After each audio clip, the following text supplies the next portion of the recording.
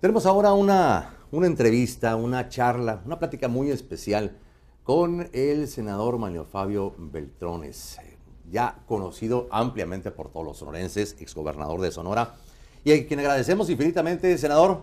David, Le agradecemos su grato atención. reencuentro. Sí, cómo no, es lo que platicábamos hace algunos años que continuamente lo entrevistábamos, continuamente platicábamos cuando era gobernador aquí de Sonora. Así es. Qué tiempos aquellos, es lo que decíamos, ¿no? Sí, pero no hay tiempo malo, David. Así es, así es. Sí. Y estos son muy interesantes. Así es. Estamos hablando de un tiempo de campaña, de un tiempo de cosas muy interesantes que se están dando en la sociedad, expresiones muy importantes. Pero de inicio, ¿cómo van las cosas en cuanto a la campaña de Enrique Peña Nieto? ¿Cómo va? ¿Cómo siente Manlio Fabio Beltrones el pulso de la sociedad, de la gente? ¿Cómo se está moviendo? Veo muy bien las cosas, David, y las veo muy bien porque están muy mal. Está muy mal el crecimiento económico, está muy mal el que solamente haya crecido la pobreza en este país, la desigualdad en este país, la violencia en México, la falta de resultados en el combate a la delincuencia. Por eso veo que hay un candidato como Enrique Peña Nieto, que hoy en todas las encuestas aparece como el preferido electoralmente y que estoy seguro que va a representar lo que él bien le llama un cambio con rumbo.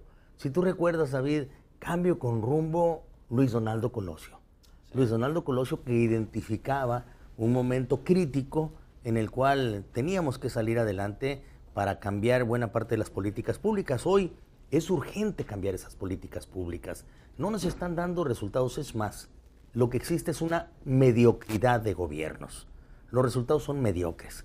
No crecemos económicamente. Es una vergüenza, David, que el crecimiento económico de México en los últimos 12 años de gobiernos panistas haya sido menor del 2%, solamente igual al de Haití. Todos los países de Latinoamérica, del hemisferio latinoamericano, han crecido más que nosotros. Esto lo tenemos que resolver y solamente mediante las elecciones del 1 de julio, rescatando la confianza de los mexicanos. Veo muy bien las elecciones del 1 de julio con resultados para el PRI, pero un gran compromiso para que el PRI demuestre que aprendió la lección de no hacer mal las cosas y sobre todo perseverar en lo que sí se hizo bien. Ese punto, ese último punto se me hace muy interesante. Estamos hablando de una población a la cual se le quitó el sustento. Cuando a una población se le quita la esperanza, es cuando las cosas empiezan a ir muy mal. Cuando la persona empieza a decir, oye, o sea que ni yo, ni mis hijos, ni mis nietos van a tener una mejor vida.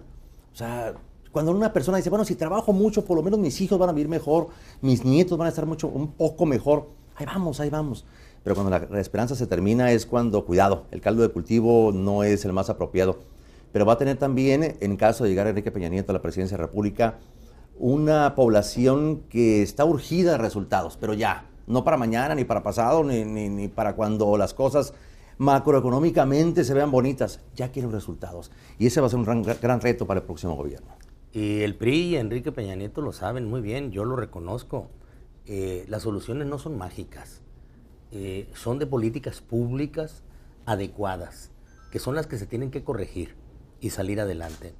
Una política pública, sobre todo en el reconocimiento a la necesidad de combinar la inversión del Estado mexicano con la inversión privada en todos los aspectos. Una política pública que nos lleve a reconocer que no hay que seguir invirtiendo para conservar pobres a los pobres con programas sociales, sino hay que sacarlos de pobres. Y esto solamente se puede conseguir con empleo. Es que el empleo y la educación, David, son los mejores igualadores sociales que nosotros podamos encontrar. El igualador social no es que todos tengamos una cuenta de cheques del mismo tamaño, del hombre más rico de México o del mundo. El igualador social es que todos tengamos trabajo con dignidad y bien pagado y una educación de calidad. Eso es lo que hace la diferencia entre las sociedades modernas y las sociedades que se van quedando en el retraso. Tú lo dijiste muy bien. Lo que es la pérdida de la esperanza te puede llevar a la desesperación y la desesperación a la violencia, sobre todo en el reclamo, que es lo que hay que evitar. Mira, David, permíteme una reflexión. este movimiento de jóvenes que hoy se está dando, en buena parte es en rechazo y en la desesperación de no tener una solución a sus problemas en los últimos años, porque la mayoría de los jóvenes que andan en la calle, David, nunca han votado. Por cierto, cuando el PRI salió del gobierno, ellos tenían 6 años. Era cuando el gobierno o el país en su conjunto estaba creciendo al 6%. Tienen 12 años viendo crecimientos económicos menores del 2%. Eso llena de frustración a estas generaciones que salen a la calle y algunos interpretan o quieren interpretar diciendo, como el mismo presidente que dijo, qué raro, qué extraño que no protesten en contra del gobierno, sino protesten en contra de un candidato. Bueno, mi explicación es que a lo mejor todos estos jóvenes ya saben que este gobierno no existe o ya se va. Y lo que quieren es que sus protestas las conozca el que va a encabezar el nuevo gobierno, que es Enrique Peña Nieto. Y a los jóvenes hay que escucharlos. Los jóvenes están obligados a cumplir con 2 sí fundamentales. La primera es inconformidad.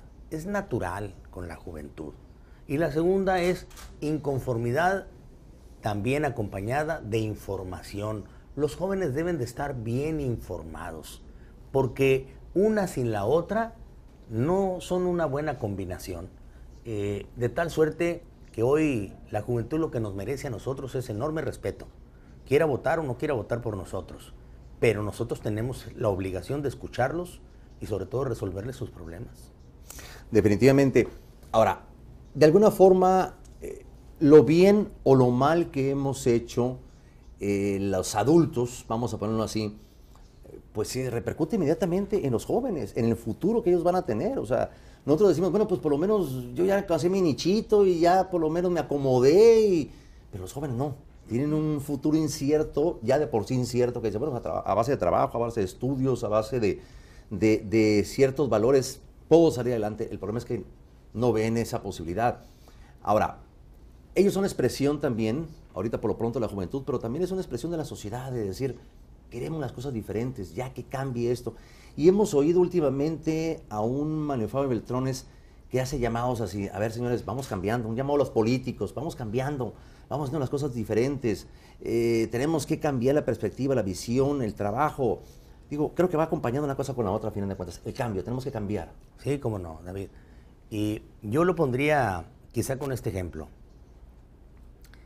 ¿Alguien podría explicarme por qué hoy en día genera inconformidad el que un presidente se instale con menos de medio punto de ventaja sobre su principal competidor, como sucedió con Felipe Calderón, y la inconformidad siga subsistiendo, no obstante que se va a instalar en el gobierno, según las encuestas, un gobierno con cerca de 20 puntos de ventaja sobre su más cercano seguidor, que es Enrique Peña Nieto frente al PAN o el PRD? ¿Por qué hay una inconformidad similar, no obstante tanta la diferencia? Porque el sistema político no se ha adecuado, porque no hemos perfeccionado nuestras instituciones democráticas y porque éstas siguen pensando que en México no pasó nada desde 1997, cuando alcanzamos madurez plena con la pluralidad conviviendo. Los ajustes al sistema, los cambios al sistema no se han dado por falta de visión de los últimos gobiernos en los 15 años. Incluyo el gobierno de Ernesto Zedillo. Veo el gobierno de Fox y el gobierno de Calderón, que no se dieron cuenta o no quisieron aceptar que tenían que hacer cambios para que esta elección se diera con mejor consideración. Por eso es que mi presencia en el Congreso piensa estimular este debate, la necesidad de un cambio en el sistema presidencial mexicano para modernizarlo, como también los cambios necesarios en la parte económica para crecer, para volver a crecer y generar empleo y bienestar como nunca lo debimos de haber perdido desde hace años. Eso que comenta el último senador también es interesante. ¿Cómo se ve Manuel Fabio Beltrones? Obviamente será el coordinador de la bancada del PRI en la Cámara de Diputados, eso ya se ha planteado, pero el papel que va a jugar Manuel Fabio Beltrones. Se ha hablado mucho de que en estos 12 años ha tenido un papel muy importante como enlace con el PRI, de lograr acuerdos, de tratar de avanzar en nuestro país. Inclusive en algunos medios de Estados Unidos se le ha calificado como vicepresidente de México en algún momento por la posición privilegiada que se ha tenido. Pero ¿cómo se ve Manuel Fabio Beltrones ante los retos que se vienen, ante los cambios que propone, ante la visión que ya la ha expresado abiertamente? Tenemos que cambiar, señores, no podemos seguir siendo los mismos, porque cuidado, ya la sociedad nos está rebasando, o ya nos rebasó, y este sistema ya se está, ya la fecha de caducidad ya hace rato que pasó. ¿Cómo se ve Manuel Fabio Beltrones? Me veo encabezando en el Congreso y dentro del PRI, de mi partido, una ala reformadora que evite el que nos instalemos en una supuesta zona de confort, en donde los que ya alcanzaron un empleo o una posición política no quieren que nada se mueva. Y lo único que están haciendo es estimulando todo un hervor hacia abajo de quienes piensan que las cosas no están bien. Esa ala reformadora tendrá que admitir lo que estamos platicando ahorita, de que son necesarios cambios estructurales, cambiar viejos paradigmas, David. Por ejemplo, el de la energía, el paradigma de una energía para la recaudación como hoy existe.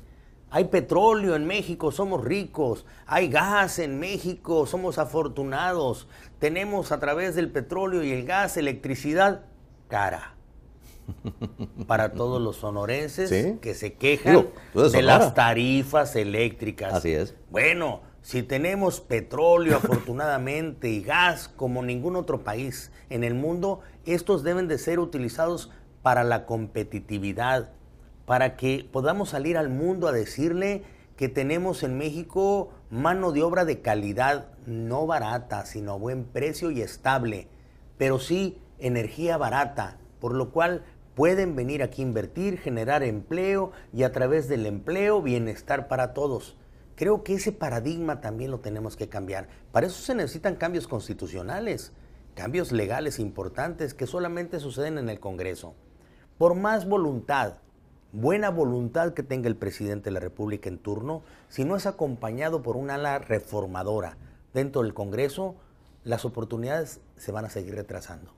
Ahora, en esos niveles los cambios también van a provocar resistencias, como dice usted mismo, de ciertos grupos que, no, espérate, vamos a cambiar para continuar igual, es lo que quieren. No, espérate. No les soples a las cenizas, no les muevas a lo que parece que está bien y que nos conviene. Así es. Queriendo cerrar los ojos ante lo evidente. Las cosas están mal. Están bien para unos cuantos que gozan de privilegios, pero están mal para la mayoría. Reconociendo que esto sucede, hay que sacudir este país, cambiar viejas fórmulas por nuevas actitudes y echarle mano a esos viejos paradigmas que ya no funcionan. Funcionaban en el pasado, pero mientras no exista esta posición de rebeldía, no se estimulará el ala reformadora. Por eso yo saludo de veras con cortesía y alegría el surgimiento de estos movimientos que sacuden y despiertan a buena parte del electorado y se harán presentes en las elecciones. Estoy seguro que si se informan bien, verán que su frustración viene de los malos gobiernos del PAN, no de los candidatos del PRI. Definitivo. Bueno, y en este empujar, en este jalonear que vislumbra Manuel Fabio Beltrones, obviamente las cosas tienen que cambiar, le guste o no le guste, le agrade o no le agrade a unos cuantos, pero ¿no siente que podría ser convulso de alguna forma este cambio para poder empujar y para poder aterrizar esos cambios? Y sobre todo, lo más importante, Enrique Peña Nieto, en caso de quedar el presidente de la República, ¿está en sincronía con eso, con esa visión? Completamente, David. Lo acabo de platicar incluso ayer con él. Cuando veíamos el evento que sucedió en el Alcázar del Castillo, con el movimiento de paz, con justicia y dignidad, las marchas de los jóvenes, la movilización de los mismos en este llamado cuerpo social y político de Yo Soy el 132, y él mismo decía, bueno, lo que hay que hacer es llegar al gobierno e iniciar las transformaciones que se nos han negado en los últimos años para que las cosas cambien y darle respuesta a los jóvenes. Esas respuestas de garantías de mayor participación, las respuestas a necesidad de mejor empleo, con dignidad de ingresos, seguridad pública, no a la violencia. Es también la razón por la cual el Frente Juvenil Revolucionario del PRI ha iniciado una campaña de que el 1 de julio hay que votar por la paz y decir no a la violencia, porque con eso ya saldríamos ganando. Lo que menos necesitamos hoy es estimular la aparición de fantasmas. Definitivamente. Bueno, ahora aterrizando en Sonora, ¿cómo ve Mario Fabio Beltrones como exgobernador de Sonora, como senador de la República, la situación aquí en Sonora? Se habla mucho de que el actual gobierno del estado tiene muy metidas las manos en el proceso electoral. ¿Cómo ve Mario Fabio Beltrones que le tocó estar en esa posición, la posición de gobernador, y hasta el cierto punto también sufrir las tentaciones a veces que se tienen por el mismo poder? La situación actual, ¿cómo la ve? Creo que, y he escuchado mucho, David, esta versión, de que el gobierno del estado y el gobierno federal piensan inmiscuirse en las elecciones utilizando recursos públicos. Nada más deshonesto que intentarlo de esa manera. Caer en la tentación de ejercer un gobierno para un partido político es lo que hizo fracasar en anteriores ocasiones al mismo PRI. Creo que el no actuar con prudencia, con madurez y con sensatez sentencia a los gobiernos a que sean mal calificados en el futuro, pero sobre todo generan violencia, una violencia que es abierta o soterrada, pero que al final aparece por lo injusto de lo que puede ser la contienda. Yo recomendaría tanto al gobierno estatal como al gobierno federal que dejen libertad a los sonorenses de que emitan su voto el próximo 1 de julio, que no intente invertir recursos que deben de ser para promover el progreso, el crecimiento económico y el bienestar de los sonorenses para apoyar las campañas de los candidatos de su partido. Su partido y sus campañas de estos candidatos deben de estar soportadas en los supuestos buenos o malos resultados que tienen los actuales gobiernos. Y el 1 de julio sirve para sancionar a esos gobiernos. Si ustedes no están conformes con ellos, cámbienlos. Para eso es la democracia. Como han cambiado otros gobiernos, como nos cambiaron al PRI hace 3 años también, quizá insatisfechos por la falta de resultados, es calificación hacia los gobiernos. Ese es el valor de la democracia y del voto. Y los sonorenses deberán de salir el 1 de julio a decir queremos mejores resultados. Que no intente el gobierno estatal y federal inmiscuirse, porque habrá de arrepentirse más temprano que tarde de esos efectos. Mira, David, yo veo aquí en Ciudad Obregón, donde se refleja una decisión que está políticamente mal implementada en el tema del agua, en donde no se buscó conciliar intereses, que para eso sirve la política. Los gobiernos no pueden imponer decisiones por más buenas que éstas sean o parezcan. Necesita conciliarlas con la población. Sonora no merece estar dividido, desunido y sobre todo agraviado. Y digo agraviado porque me parece que si no se ha resuelto un problema político como este del agua, hacer un monumento al tubo en Hermosillo es grotesco, es insultante a la división que está generando una mala decisión política implementada peor. Creo que es el momento de que también el gobierno reconsidere esa actitud y termine por deshacer, quitar, destruir un monumento que no es al tubo, es un monumento a la división entre los sonorenses, y eso no lo merecemos. Bueno, en caso de llegar Enrique Peña Nieto a la presidencia de la República, ¿cómo ve Mario Fabio Beltrones un gobierno estatal, un gobierno de Sonora panista en esta relación? Yo creo que el gobierno priista del futuro deberá ser mejor que el gobierno panista del pasado y respetar a los gobiernos estatales que fueron democráticamente electos. En Sonora, el gobierno estatal, hoy surgido del PAN, fue electo mayoritaria y democráticamente. Debemos respeto a la decisión de esas mayorías.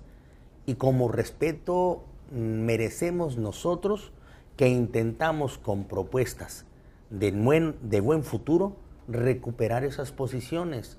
Así se hacen las democracias maduras, respetándonos unos a los otros. Yo desde el Congreso, con un gobierno priista federal y con un gobierno panista en el estado y con un gobierno priista en el municipio, intentaré ser justo en el reparto del presupuesto con uno, con otro y con el otro.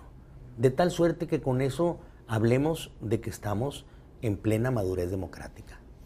Precisamente hace unos momentos acaba de tener una reunión con candidatos a diputados federales, a senadores, en fin.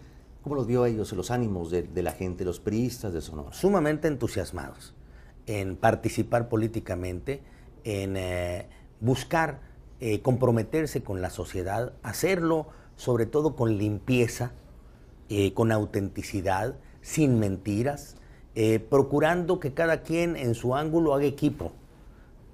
Aquí platicamos de por qué es útil que se vote no nada más por el presidente municipal del PRI, Rogelio Díaz Brown, sino también por el candidato a diputado federal, Faustino Félix, y por los candidatos a senadores, como son Ernesto Gándara y Claudia Pavlovich, y por el presidente de la República, Enrique Peña Nieto, porque haríamos un equipo tal que le rescataría recursos a cada una de las zonas. Nos entenderíamos perfectamente. Pero en el caso de que no suceda de esa manera, quienes alcancemos el triunfo habremos de colaborar con los que llegan de otros partidos políticos para hacer que Sonora salga ganando. Sonora gana con la unidad, no con la división. Bueno, es innegable que Manuel Fabio Beltrones, por más que ha recorrido el país, por más que ha recorrido posiciones, ahora sí que sus querencias siguen en Sonora, en su tierra. Y son inclaudicables, insustituibles.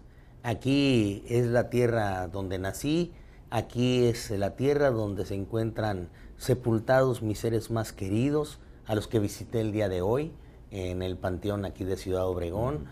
Aquí es donde están mi familia, mis amigos. Pues cómo desligarse de lo que son sus orígenes.